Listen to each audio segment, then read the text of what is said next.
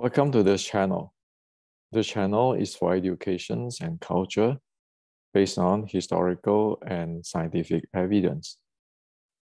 So yesterday I shared a video on there's only one Wing Chun history which fit into the Chinese history and Chinese martial arts of the ancient. And within that video, I shared that there is a real Shaolin and the Shaolin in the fiction. So after that, many Wing Chun friends asked me, can I share more on the Shaolin and the teaching of the Buddha? How is this thing linked into the, say, mindfulness and so forth? So let me share with you on whatever I know. Okay, so hope that it can benefit everybody here on.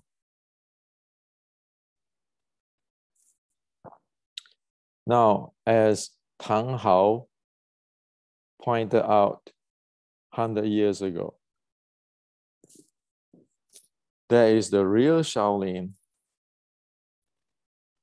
and the real Shaolin martial art, like the Shaolin Sword Strike Classic.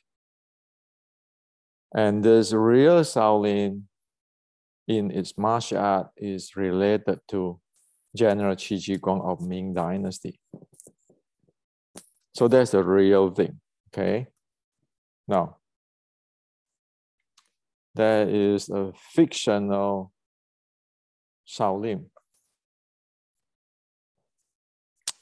where the story is always you have the Qi Sim, you have Mui, you have Bak Mei and fighting, burning of Shaolin, those kind of stuff. So now you have two Shaolin, but one really it is from fiction.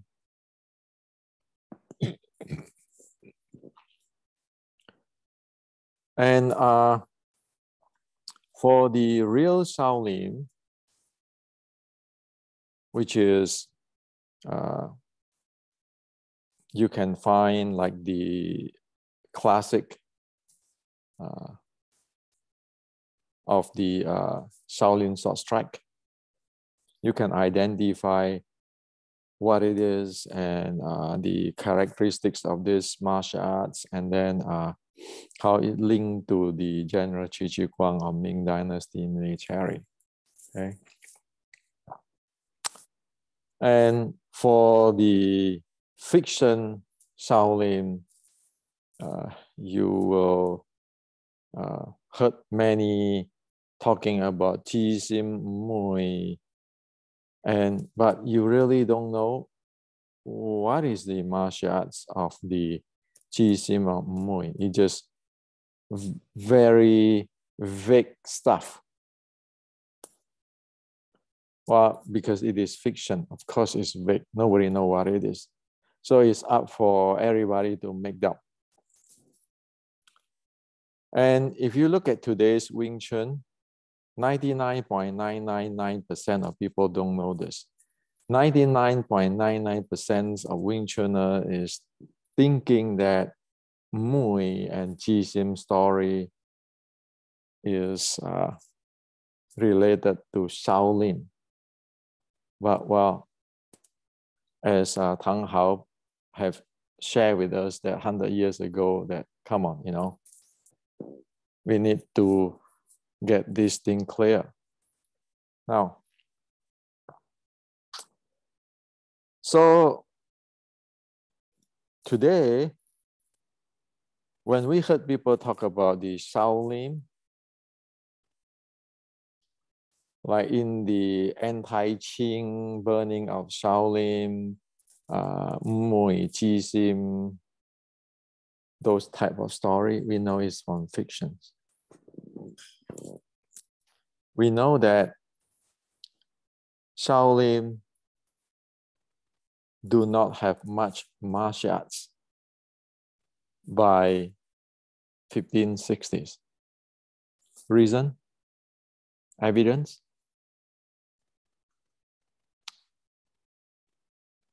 This is in my book, Kung Fu 1560s. At that time, General Yi Dayu went to Shaolin. He wanted to see, he's a military general, he wanted to see what is the Shaolin martial arts.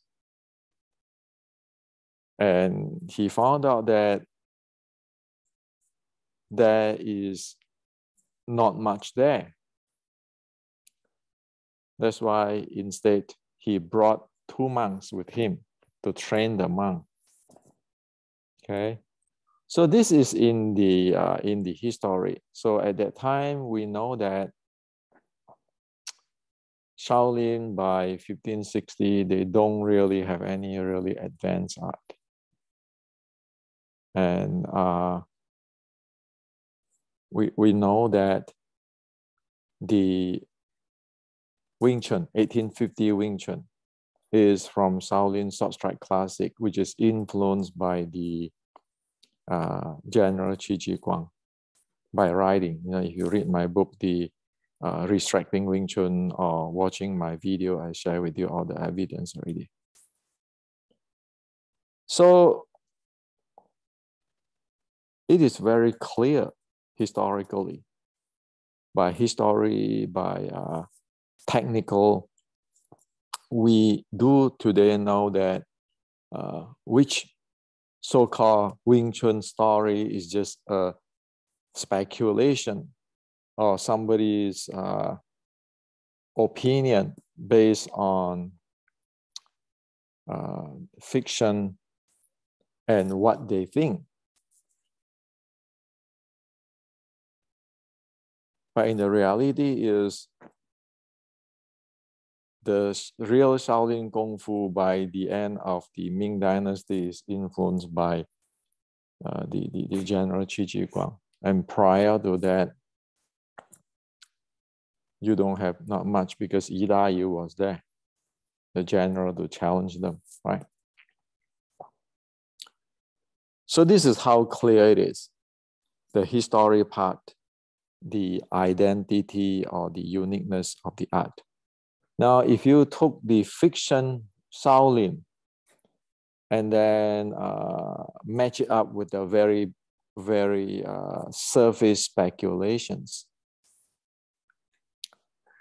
well, it can be a good movie stories, but when the historian check into it, probe into it, you will not be able to answer questions. And also, we need to be careful.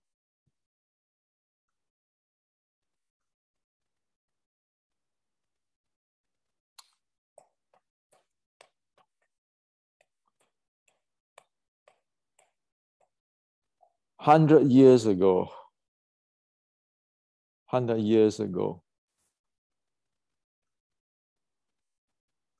like in this book, the Chinese martial at that time is called Guo Su. Okay, today is a Wu Su, but that's only the name of today. 100 years ago, it's a Guo Su. Already they get scientific with the Western science. This is talking about sports and your heart rate, okay, and Western medicine stuff, your pulse.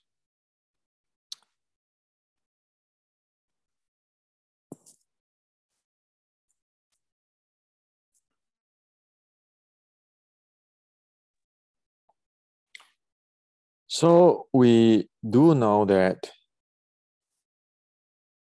the real Shaolin, which is Ming Dynasty's army's influence, even 100 years ago, it really be able to explain with science. Today I have this thing is I'm just simply lucky. So I'm not some kind of genius or anything. It happened that I'm so lucky that I read all about this in 100 years ago, and then I continue on to do what I'm doing. And that's why you have this channel. Now, so hopefully technically that part is you're clear with it, okay? If we want to share folk story, folklore, that's okay. You can share, say, oh, you know, the Wing Chun do not want to marry this person, and then we teach her and so forth. You know, all kinds of story. Or you can have this, oh, this is anti-Qing, and well, you know, all those kind of stuff is from the fictions that's not real, but it's okay, right? You know, nothing wrong with the, like the Chinese say that in the moon there's a moon goddess. Okay, even my aunt, my late aunt, about 20, 30 years ago, before he passed away, he still believed that there's a goddess, and Apollo 11 is fake because they don't see the goddess in the moon. That's okay. But when we face somebody like Xi Xiaodong, when we face today's sports martial arts, when we face real martial arts warrior, we need to be really careful. We need to follow as what General Qi Guang do. Stick to the facts. And if you stick with the facts that way, that's why you can start. You can see so many like the Okinawan Bubishi and so forth. You can see that, oh, I can see the system now. Okay, so the Bubishi, the Japanese say judo, jiu-jitsu, Ju. Oh, Wing Chun is soft art. Why is soft? Because it's so close. Where is this defined? You look at General Qi Guang's writing, the Shaolin sword strike writing, and you can find out. Ju mean I'm not going to fight you straight. I'm going to get close, come in with the angle, so forth. Okay. So let's not put it like, you know, I'm right, you're wrong, those kind of stuff. Just folklore, all the nice story, you want to make movies, that's fine. But when we want to face the real war, we need to know what is the reality. Now let's get into Buddhism, Buddha's teaching. Shaolin is Zen, Buddha's teaching. And Buddha's teaching, usually people talk about emptiness, right?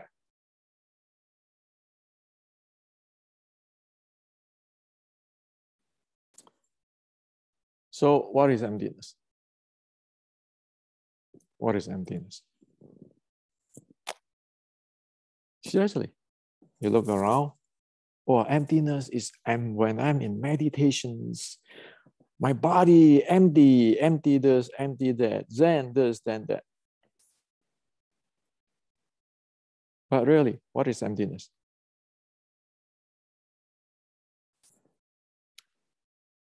Emptiness is very simple. The Buddha, the ancient monk have already described it really clearly. What is emptiness? Emptiness means, or emptiness equal to phenomenon which was born by conditions and cause and effect. Okay? Phenomenon. which born from conditions and cause and effect. For example, you're looking at me.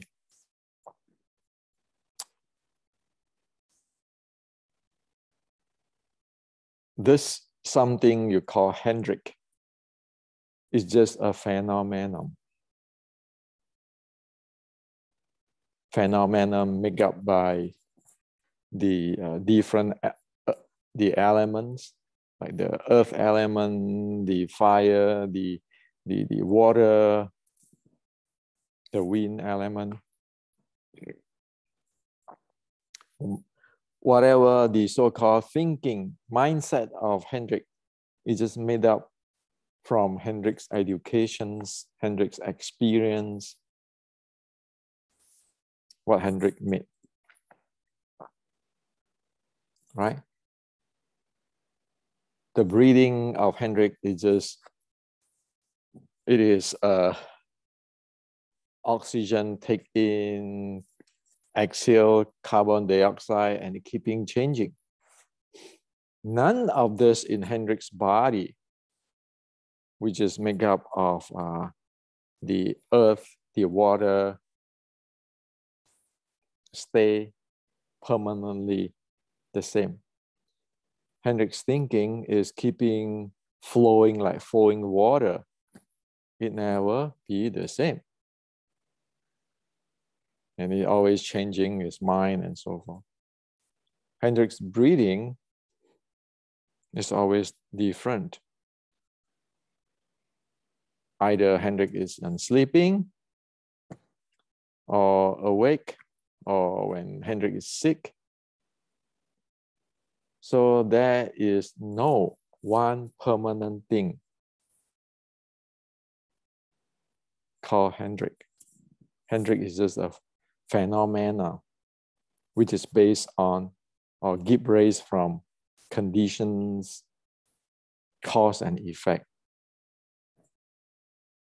100 years ago, there's no Hendrik. I'll say 40 years later, there's no Hendrik too. So emptiness means it is a phenomenon, growth or give rise or birth from the conditions, effect, the cause and effect. Okay, that's emptiness. So what is this emptiness got to do with mindfulness? Mindfulness is you always see thing as it is. You see Hendrik here is just a phenomenon which is born from conditions, cause and effect.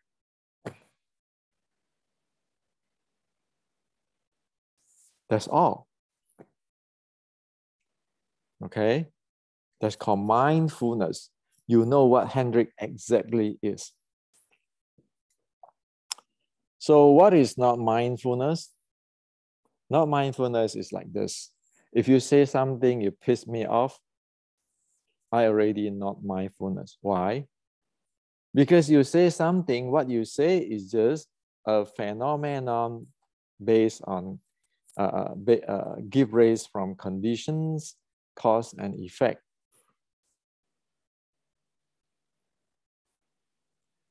Why should I, if I'm mindful, I know that this is just a phenomenon, why should I just hurt that thing and piss off? Like threaten you, like some permanent thing which is I want to argue with or fight with. So first, I do not recognize that you are just, whatever you say there, it is just a phenomenon. Because you might not, you might not do it intentionally for what you say, because you might believe on that. But it is a phenomenon. And another thing is that I have to aware of myself that this Hendrik is just a phenomenon. But if I take myself as a permanent entity, hey man, how come you insult me? Then it's called you attach and you have no mindfulness. Mindfulness is, hey, you know, this Hendrik is just a condition. What I heard from what you say is another phenomenon. So we are both just phenomenon. Why should there be anything fighting?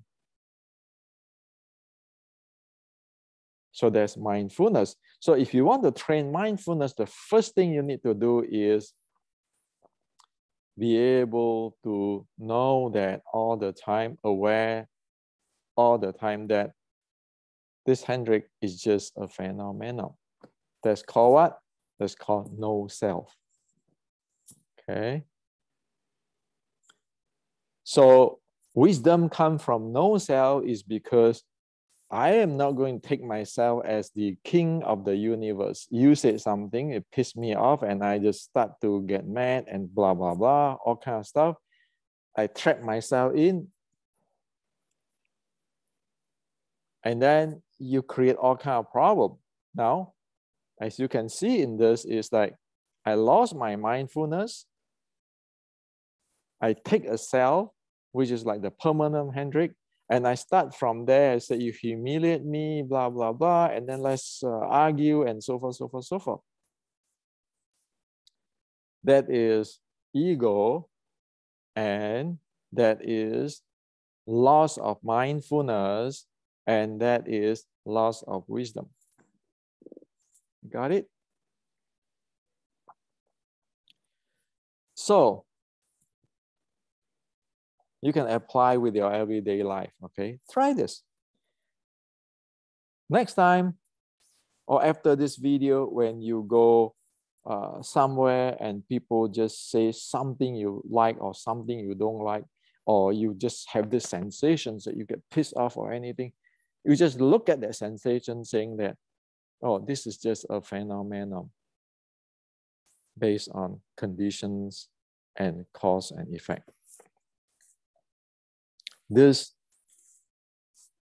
sensation is not me.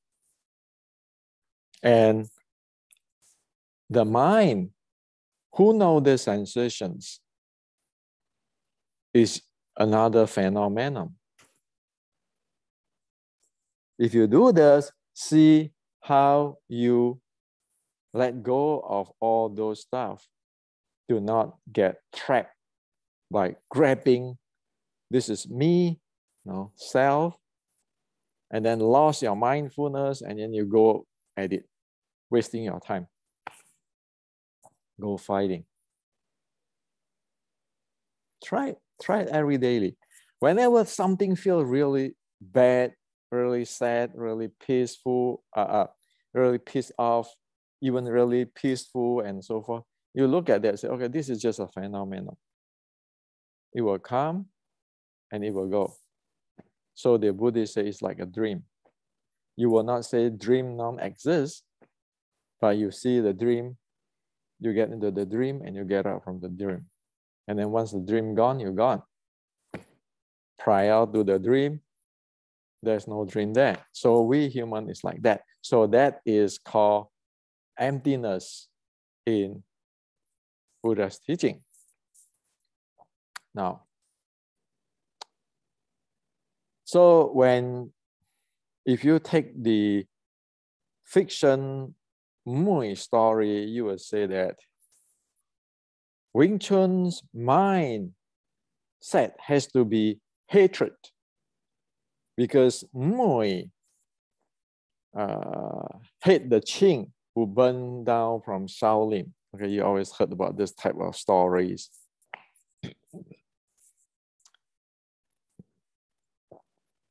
You know that it cannot be Shaolin, it cannot be Buddha's teaching. Why? The first thing, there is a fiction, is a phenomenon. The second, Mui is a nun. If he's a really Buddhist nun, he has to practice mindfulness. You're aware that this is just a phenomenon. You don't take this thing as your permanent against somebody. Not to mention, you give rise to hatred, which is a poison which is trapping you. So this hatred is like a poison snake. Whenever you know, just check yourself. Whenever the hatred come up from us, you can see burning inside there.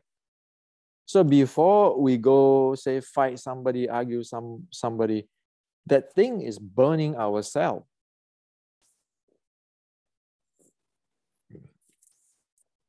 That's why in Buddhism, they say that this is poison, toxic.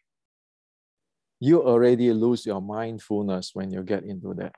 So next time when you feel that burning, you say, I remember Hendrik said, this is the Buddha's teaching. This is just a phenomenon. Do not follow it down. So you can avoid fighting. You can avoid many things. You can see things clearly. Get out from it, because it is a death trap. Once you get into that, we all know, right? And many of us, you know, when you have bad temper and all this kind of stuff, we don't know what to do. Well, the Buddha already teach us. You see that thing as phenomenon, you see yourself as phenomenon, and that's it. Don't grasp the identity, say, this is me, this sensation is me, and I want revenge. That is not solving problem. That's only get you drilled into the hole to trap you into hell in Buddhist sense. Okay. Now, so why is there's the practice of this Samatha and Vipassana? This is what it is. The entire thing, I have already tell you what is mindful, emptiness, selfless. But in a good day, we can do it. When our friend get into fight, we can say, hey, you know, hey, Joe, this is just a phenomenon. Okay. Your feeling is a phenomenon. Don't grasp on it. Okay, let go. Okay, set yourself free. That's called liberation, right? As soon as you do not grasp it, when that hatred come in, this is just a phenomenon. Whatever other people say, it doesn't matter. This is a phenomenon. I'm not going to take this phenomenon as me and then get trapped into it. Right away, you back off, you re-break. Disregard what other people say. That's called liberation, right? The Buddha's teaching is for liberations. Now, in a good day, we can do that. In something which is not very serious, we can do that. But for something which is serious, or we habitually attach to it, right away we heard that whatever the words, right away we explode. It's so fast, so quick. You, even if you want to say this is phenomenon, you struggle. So the reason of Samatha and the Vipassana, they are actually the one coin, the same coin with the two faces. Samatha is like you put a tank of water at rest. So the tank of water settle down, settle down, the water settle down so that it can see things clearly. It can see whatever in the from the sky clearly. Okay. So there's samatha. Samatha is rest, settle. Let your mind, body, energy settle. Vipassana is be able to observe. So if your samatha kung fu, your practice of samatha is really solid, you are not moved. You are settled in your mind, body, and your energy. Whatever. So it's like a bird flying through the sky. From your tank of the water, you can see right away because your tank is not waving. So the samatha is like this, the water which is not waving. The vipassana is like you see right away. This is a bird flying through. So what is the vipassana see? Vipassana see, oh, this is a phenomenon. There's no Hendrik there. This is just the body impermanent. This thinking is keeping changing. The thinking, the mindset is keeping changing based on the external conditions so forth. The breathings keeping changing. This is phenomenal. And you look at the breathing, well, the breathing is also another phenomenon, which is one level under it. So there's no Hendrik, and the phenomenon is just a phenomenon. It's this emptiness. So if you have deep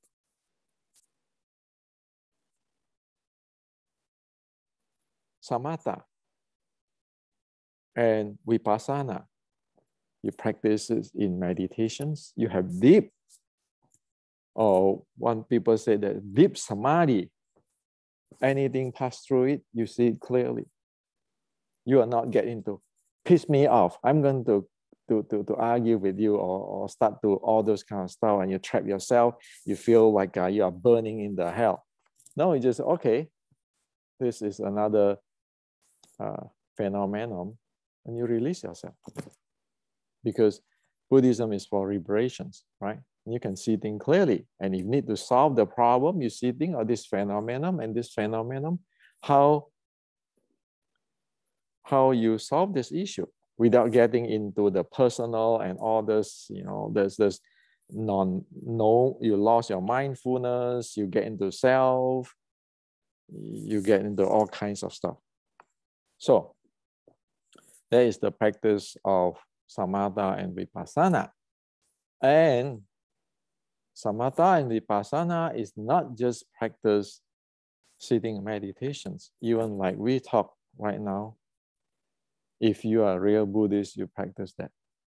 Because at all time, you are practicing settle your mind, body, energy. In all time, you are practice observations of that, all this phenomenon. A test is like you go to a movie. You sit on the movie theater, the cinema. What do you see? The screen, the cinema, the people. When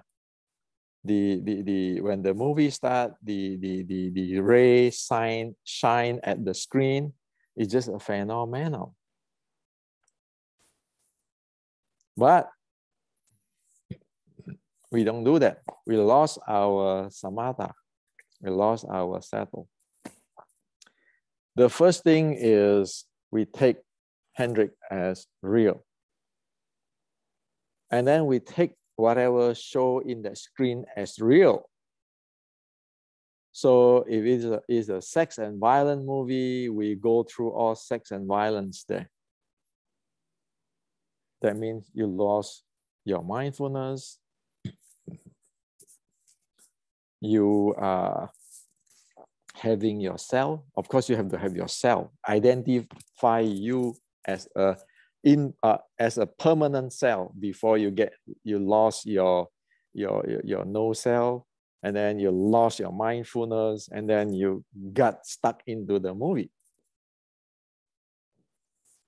And after 2.5 hours, the movie ended, and slowly you get out from it. But some still cannot get out from it, so pissed off, okay, so sad. Why we cannot get out of it? You can see that there are many people watching movies so sad.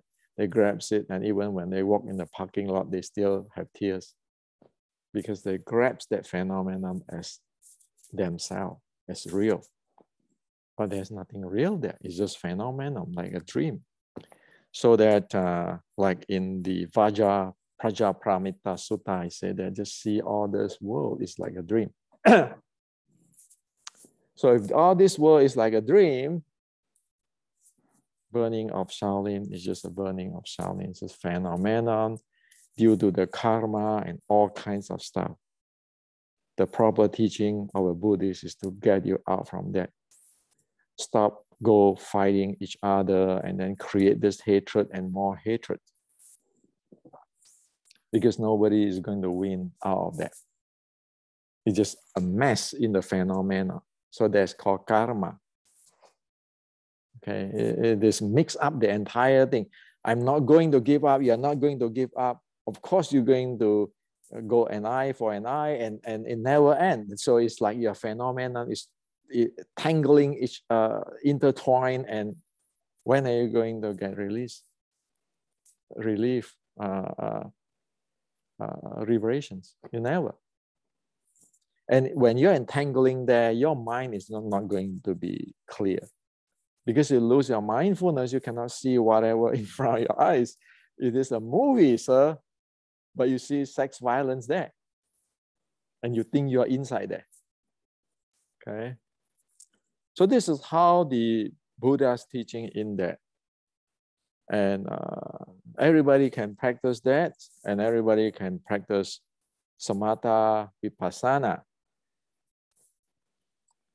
It is not a religion. It is a way how we handle ourselves as a human, okay?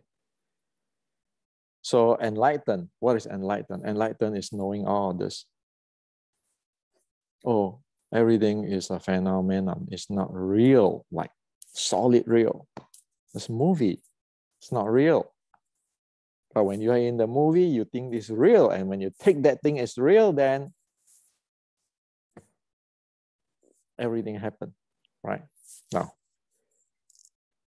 so Wing Chun is just a phenomenon. So in this Wing Chun phenomenon, you know that it is in the red boat, which is the identity, you know, it is technically from Shaolin. So it's a combination of this, it becomes Wing Chun. But later on, people take into the fiction way, and then they create all kinds of stuff and stories, and until today. And so there's another type of phenomenon. So both are phenomenon.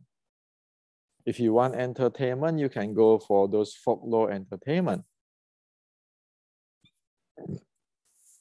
But if you face Xi Xiaodong, then you need the technology phenomenon. So there's no hatred, you know. And again, this Hendrik is just a phenomenon. We just give born from cause and effect and conditions. There's no blame here. The reason of this thing exists is just to clarify things for you, so you have a better life and you can have a better kung fu, because now you have the wisdom of the Buddha, mindfulness.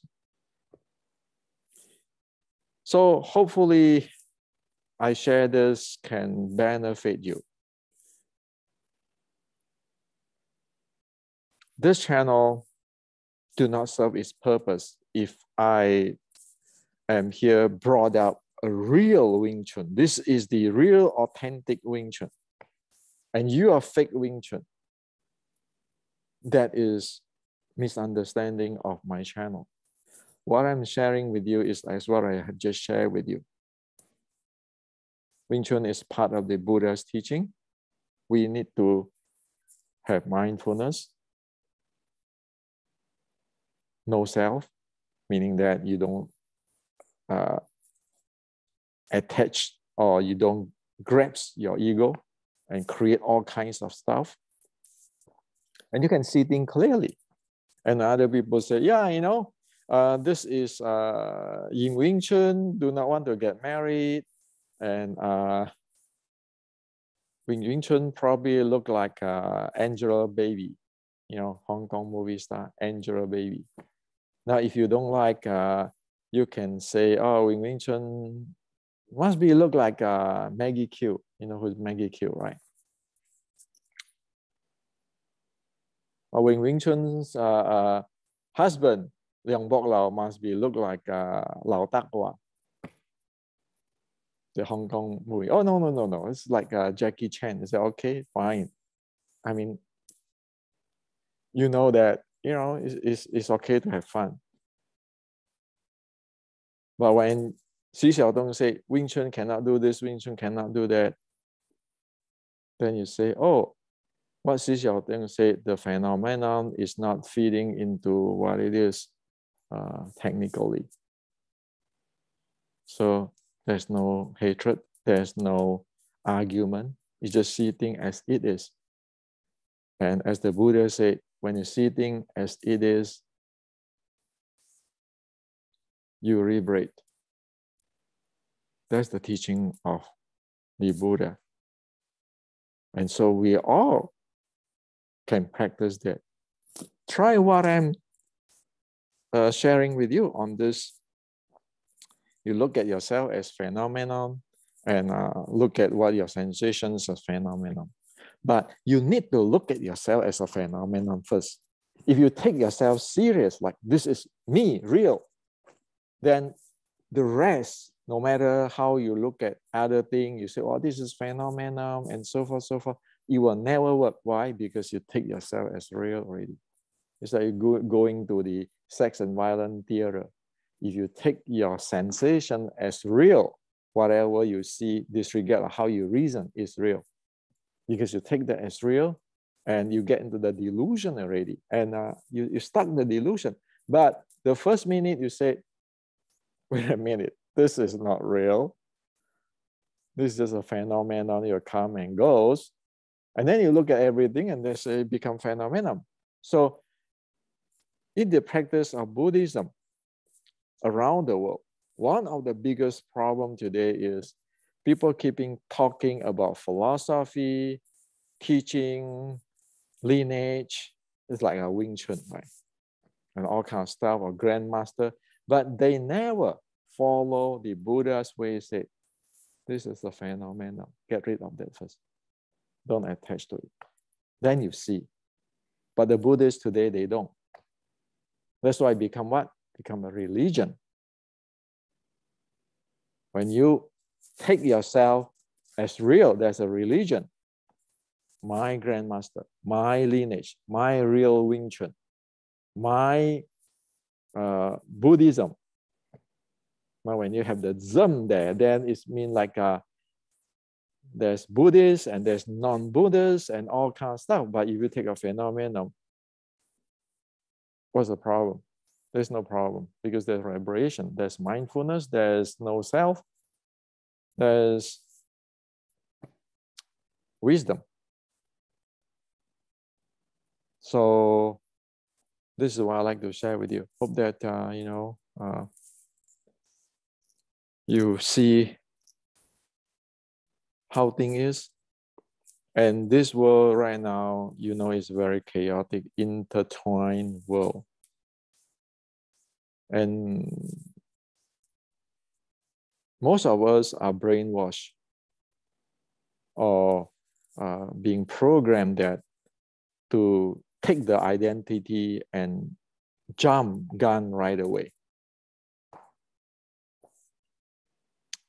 So there's the reason why the Buddha said this is the Dharma ending edge, meaning that it's very difficult to practice that, hey, this is phenomenal. You take this Hendrik serious, real, No, it's not real.